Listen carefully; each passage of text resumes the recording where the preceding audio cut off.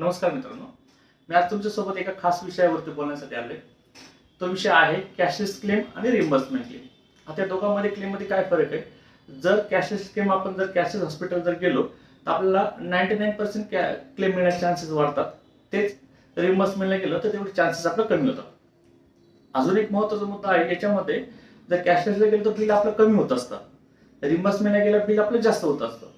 अजून दुसरा विषय असा आहे, कॅशलेसमध्ये जर काही हॉस्पिटलवाल्यांना कंपनीला काही क्वेरी असेल तर त्या क्वेरीचं लगेच समाधान करावं लागतं, क्वेरी लगेच सबमिट करावं लागतं, त्यानंतर क्लेम निघतो. आणि तसं रिम्बर्समेंटला गेल्यानंतर तुम्हाला क्वेरी काय आहे हे माहीत नसतं, त्याच्यामुळे प्रॉब्लेम तुम्हाला क्लेम भेटण्यासाठी विलंब होतो किंवा क्लेम भेटण्याचे चान्सेस कमी होतात. तर माझी सर्व ग्राहकांना नम्र विनंती आहे, 99% केसमध्ये तुम्ही कॅशलेसच ऍडमिट होणं गरजेचं आहे. एखाद्या ऍक्सिडेंट केसमध्ये तुम्ही कुठेही ऍडमिट होऊ शकता, नो डाऊट. पण ज्या टायमाला अपघात ऍक्सिडेंट वगैरे काही नसेल तर तुम्ही कॅशलेस हॉस्पिटलला ऍडमिट झालं तर आपल्या फायद्याचं राहील. अधिक माहितीसाठी तुम्ही संपर्क करा स्नेहस्मृती इन्शुरन्स आणि इन्व्हेस्टमेंट.